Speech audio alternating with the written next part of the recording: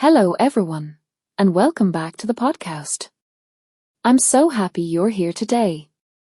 Whether you are listening while you're walking, studying, relaxing at home, or driving to work, thank you for spending a few minutes with me. Today, I'm going to tell you about one of the most interesting jobs in the world, or at least, that's what many people say. I'm talking about being a flight attendant. Many people imagine that flight attendants spend their days traveling to beautiful destinations, staying in luxury hotels, and taking pictures in famous cities. While some of that is true, there is also a side of the job that many people never see. There are early mornings, long shifts, tired feet, difficult passengers, unexpected situations, and a lot of responsibility. So today, I want to take you with me through an entire day as a flight attendant, from the moment my alarm rings until I finally return home. Let's begin. My day started at exactly 3:30 in the morning. When my alarm rang, I honestly wanted to throw it across the room. Outside, everything was dark and quiet. Most people were sleeping comfortably, but for me, the workday was just beginning.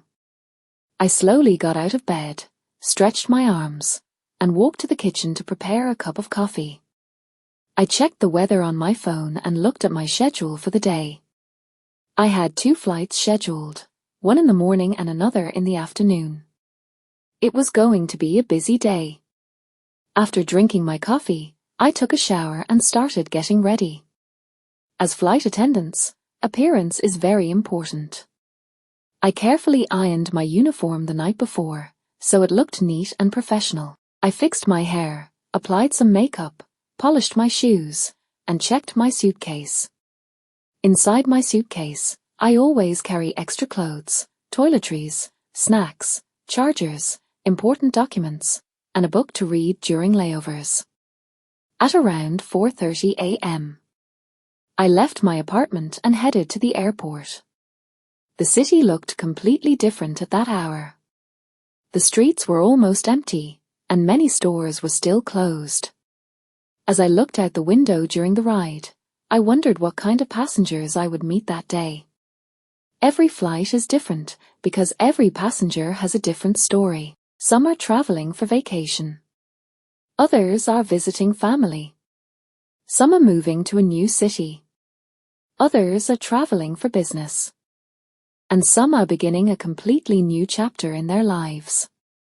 When I arrived at the airport, I immediately met with the rest of the crew. There were 4 flight attendants and 2 pilots assigned to our flight. We gathered in a briefing room for our pre-flight meeting. During the briefing, we reviewed safety procedures and discussed important details about the flight. The supervisor informed us that we would have several children traveling alone and a passenger celebrating her birthday. We also reviewed emergency procedures. Many people don't realize how much training flight attendants receive.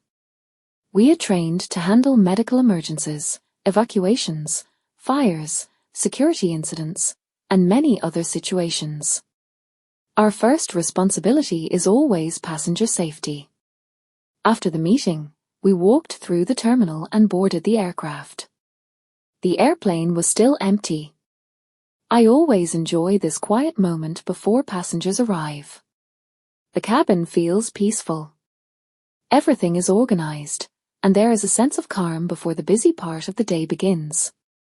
We checked all the emergency equipment carefully. Then we prepared drinks, snacks, and supplies for the flight.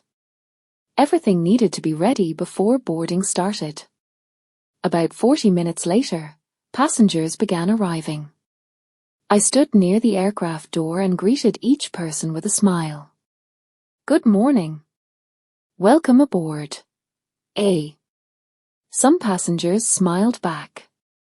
Some looked excited. Others looked sleepy. One little girl wearing a pink backpack seemed especially excited. She told me this was her first time on an airplane. Her eyes were full of curiosity.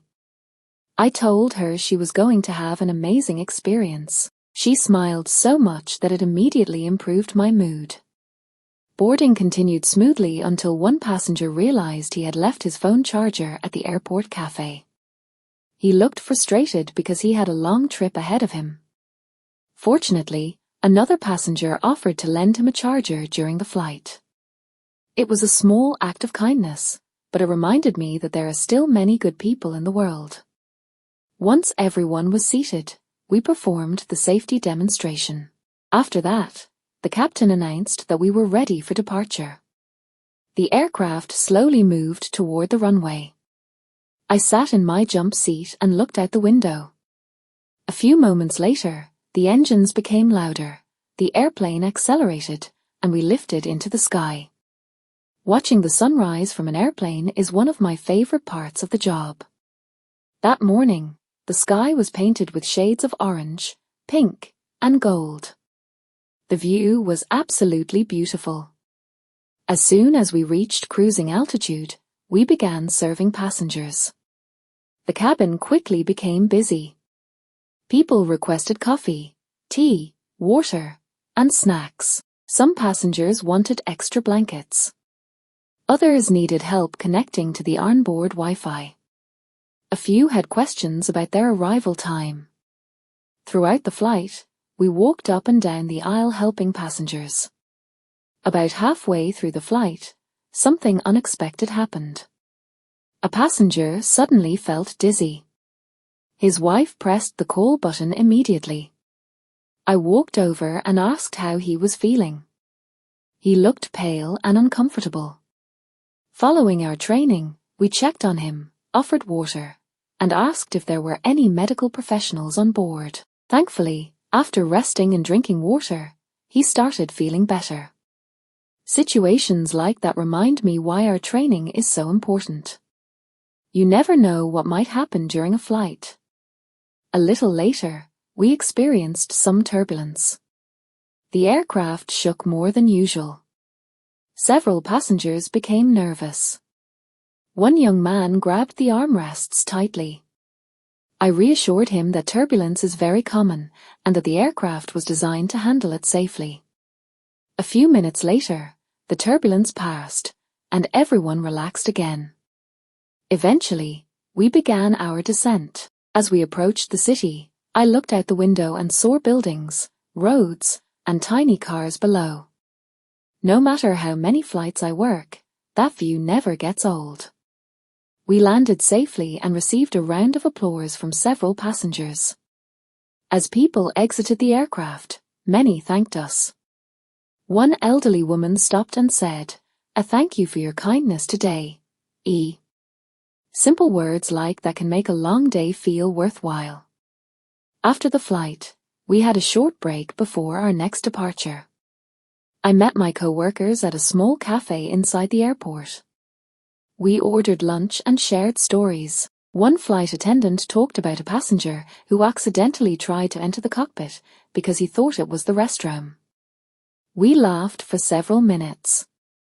Working with a good crew makes long days much easier. Soon it was time for our second flight.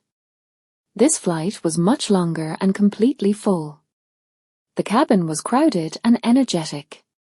Families with children, tourists, business travelers, and students filled every seat. During boarding, I met a young woman who was traveling abroad for the first time. She seemed both excited and nervous. As the flight continued, I stayed busy helping passengers with drinks, snacks, and luggage. Some passengers were easy to assist, while others needed a little more patience and attention. After several hours in the air, we finally began preparing for landing. My feet were tired, but I was happy because everything had gone smoothly.